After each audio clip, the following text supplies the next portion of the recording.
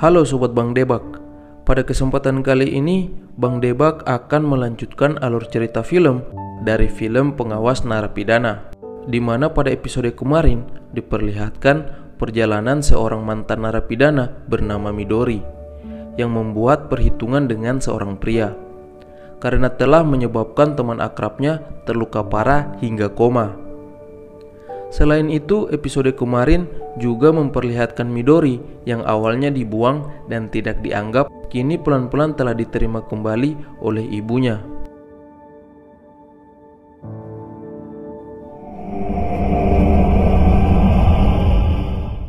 Film diawali dengan memperlihatkan seorang pemuda yang penuh keringat dan gugup usai menghabisi seseorang yang berada di dalam restoran.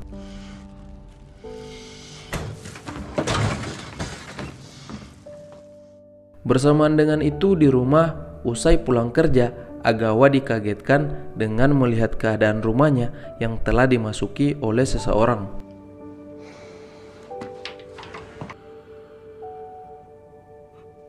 Yang ternyata orang yang telah masuk ke dalam rumahnya secara diam-diam itu adalah Midori.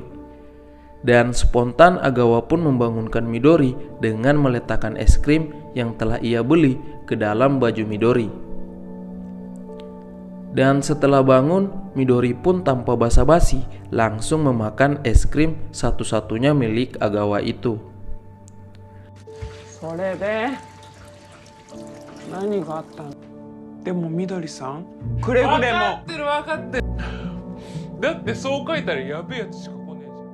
Dan scene pun berpindah. Keesokan harinya, Agawa kembali mendapatkan sebuah tugas baru dari atasan Hogoshi.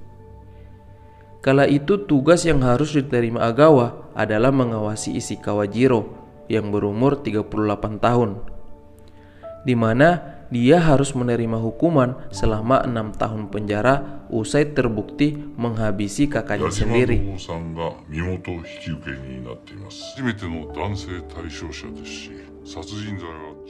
Setelah mendapatkan tugas baru itu, di rumah kini Agawa didatangi oleh seorang tamu. Yang ternyata tamu itu adalah Ishikawa Jiro, orang yang akan diawasi oleh Agawa selama masa percobaan pembebasan nanti. Mengetahui orang yang datang adalah Ishikawa, Agawa pun segera menjamu klien keduanya itu dengan makanan yang telah ia masak sendiri.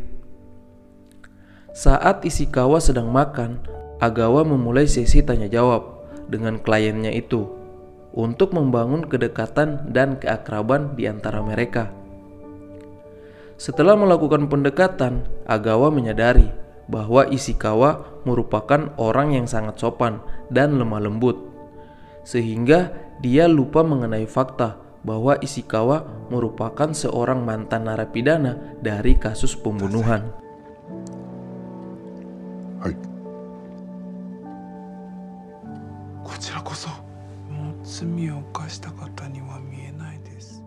Hanyut dalam obrolan santai mereka, di saat Agawa ingin menuangkan air kepada kliennya, dia tidak sengaja menjatuhkan air ke celana Ishikawa.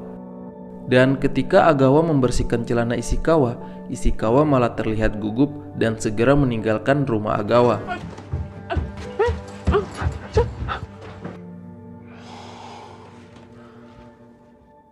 Setelah keluar dari rumah Agawa, kini Ishikawa mendatangi tempat kerja barunya. Dan di sana dia juga diberikan tempat tinggal oleh pemilik usaha. Usai melihat-lihat ruang kerjanya, Ishikawa pun menyapa rekan-rekan kerjanya.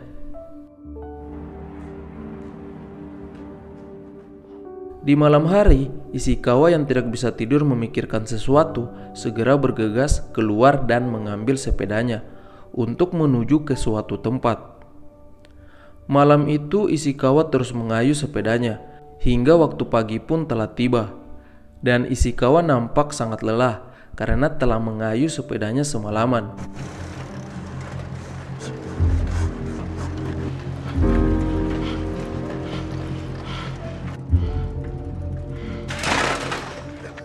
Setelah sampai di tempat tujuan, Ishikawa mencari sesuatu di tumpukan kayu.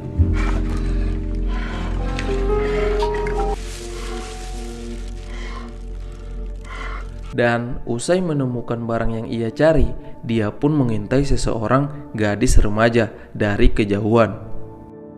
Yang ternyata barang yang ia cari di tumpukan kayu adalah foto dari gadis remaja yang sedang diintainya saat ini. Puas melihat gadis remaja itu, Ishikawa pun pulang untuk memulai pekerjaannya membersihkan kebun. Saat membersihkan kebun, dia menemukan setangkai bunga.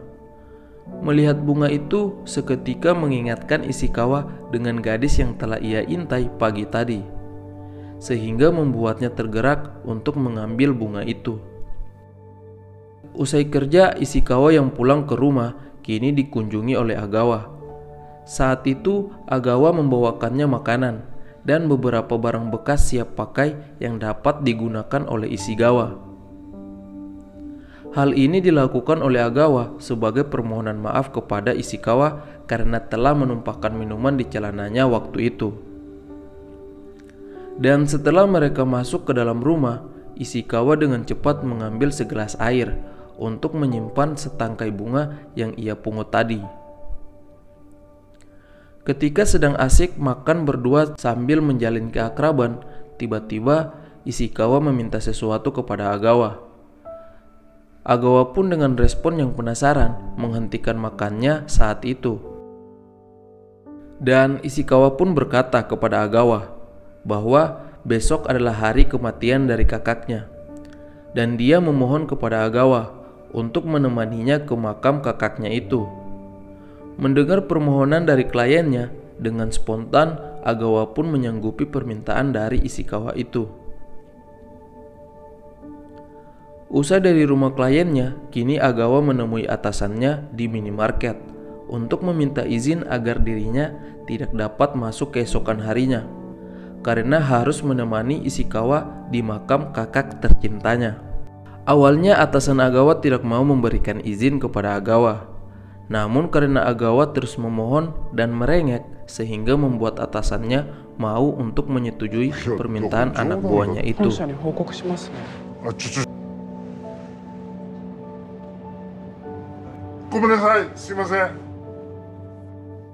Keesokan harinya pun tiba dan memperlihatkan Agawa serta Ishikawa yang telah berada di makam dari kakak Ishikawa.